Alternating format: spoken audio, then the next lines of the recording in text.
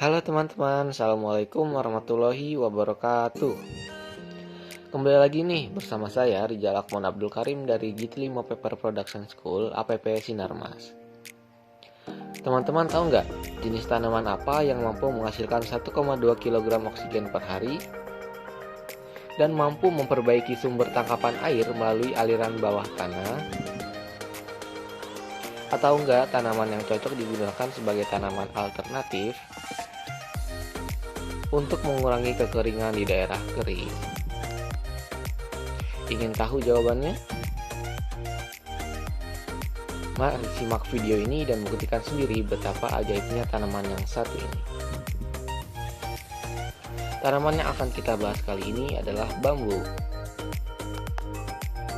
Bambu yang selama ini identik dengan kata endeso menurut masyarakat umum ternyata memiliki beragam manfaat loh. Adapun pokok bahasan yang akan Rizal bahas dalam video ini meliputi Chapter 1, pengenalan, Chapter 2, karakteristik dan morfologi bambu, Chapter 3, manfaat bambu, Chapter 4, potensi bambu sebagai bahan baku pulp. Nah, yang pertama ada pengenalan. Bambu adalah tanaman jenis rerumputan dengan rongga dan ruas di batangnya. Tanaman ini mempunyai banyak jenis dan memiliki sebutan lain di daerah-daerah tertentu, seperti awur, awi di daerah bahasa Sunda, eru, dan bulu. Tanaman ini diklasifikasikan lebih dari 10 genus loh teman-teman. Nah, salah satunya yang banyak ditemui adalah dari genus Bambusa. Tanaman ini merupakan tanaman yang memiliki laju pertumbuhan tertinggi di dunia loh teman-teman. Bahkan pada periode Cretaceous, tanaman ini pernah mengalami pertumbuhan besar-besaran di wilayah Asia loh. Nah, kemudian ada karakteristik dan morfologi bambu. Seperti jenis tumbuhan pada umumnya, tanaman ini memiliki beberapa karakteristik atau ciri khas yang membedakannya dengan jenis tumbuhan yang lain. Karakteristik tersebut antara lain melekatnya sistem rhizomal dependent pada tumbuhan ini. Sistem unik ini merupakan salah satu keunggulan yang dimiliki oleh tanaman ini, yaitu masa pertumbuhan yang relatif lebih cepat dibandingkan pertumbuhan pada umumnya. Nah, tanaman ini mampu mengalami pertumbuhan dimensi sepanjang 24 inch atau sekitar 60 cm dalam satu hari loh teman-teman. Wah, cepat sekali ya.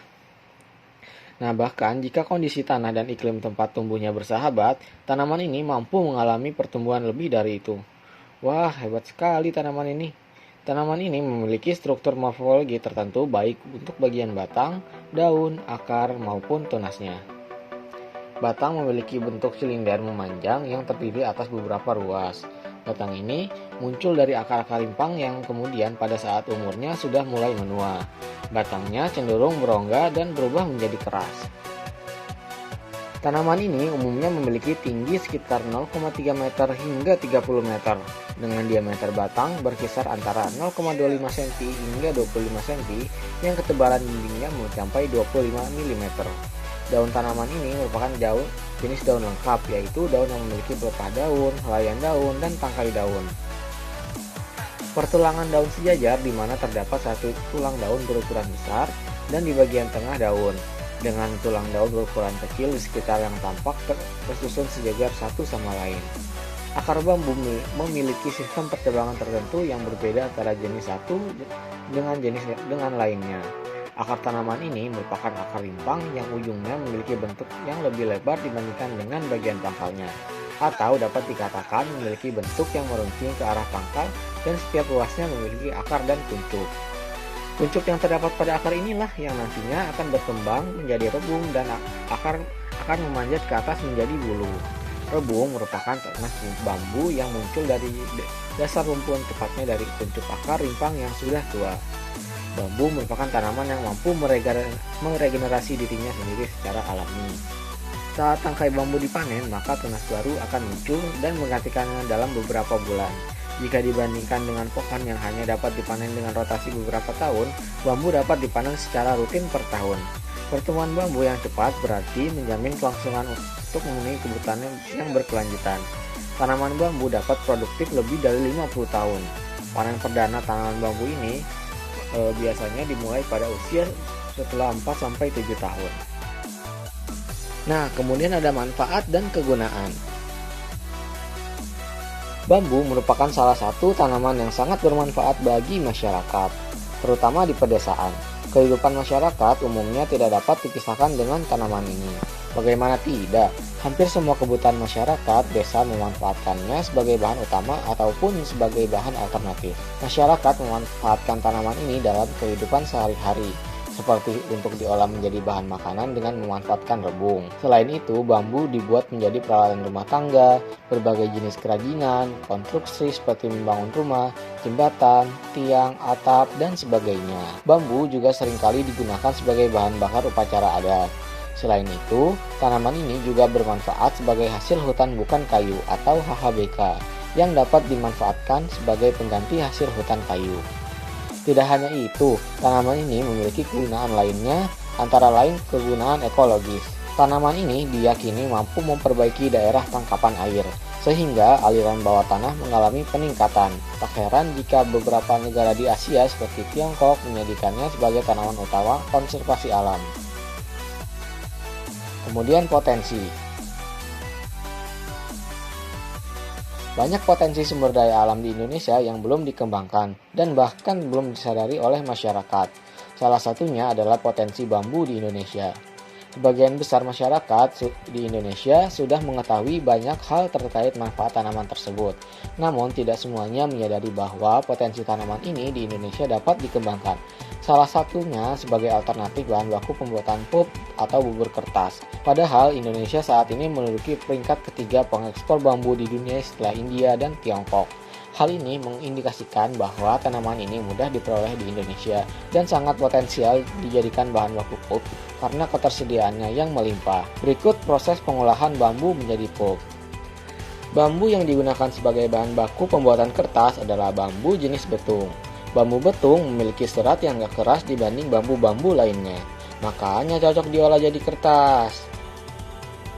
Bambu-bambu ini dikumpulkan dari daerah Purwakarta, Subang, Sumedang, dan Tasikmalaya. Kalau sudah terkumpul, kita masuk nih ke proses chipping, yaitu proses menghancurkan batang bambu menjadi potongan-potongan kecil. Selain mengolah bambu, pabrik ini menggunakan limbah bambu yang tidak terpakai dari pabrik sumpit dan tusuk gigi. Wih, bagus ya, jadi nggak kebuang gitu aja. Setelah menjadi potongan-potongan kecil, bambu dimasukkan ke dalam barmil alias tabung besar yang terus berputar. Di dalam tabung ini, bambu diberikan bahan kimia berupa soda kaustik atau NaOH agar bambu lebih mudah hancur. Putar-putar terus selama 2 jam agar tercampur rata dan tekstur bambu nggak keras lagi.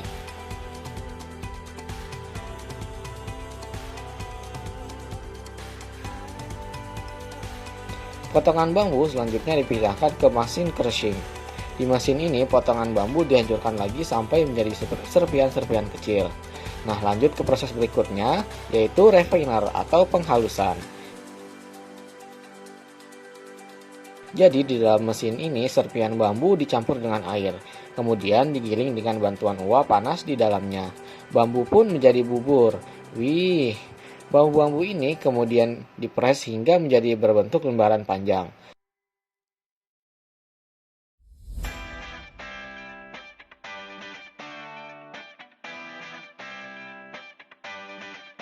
Selanjutnya, kertas bambu dipotong menjadi lembaran besar dan masuk ke mesin pencetak. Pada mesin ini, kertas disampel sesuai motif dan warna yang diinginkan. Kertas bambu yang sudah dicetak motifnya dipotong dan menjadi ukuran yang lebih kecil. Nah, kertas bambunya yang sudah siap nih dipasarkan ke luar negeri seperti Cina, Taiwan, dan Hong Kong. Sampai sekarang, pabrik ini mampu memproduksi kertas bambu sebanyak 300 ton loh. Wih, banyak banget ya teman-teman. Nah, itu adalah penjelasan singkat tentang tumbuhan bambu teman-teman. Nah, bambu ini juga ternyata bisa digunakan sebagai bahan baku alternatif untuk pembuatan pulp dan kertas loh teman-teman. Karena pohon bambu ini memiliki masa rotasi panen yang sebentar, sekitar 1 tahun, dibanding pohon lainnya yang harus menunggu 3 hingga 5 tahun loh. Selain itu, ketersediaannya sangat melimpah di negara kita tercinta, Indonesia. Semoga apa yang Rizal sampaikan pada materi kali ini menjadi ilmu yang bermanfaat ya bagi teman-teman. Nah, kurang lebihnya mohon maaf. Wassalamualaikum warahmatullahi wabarakatuh.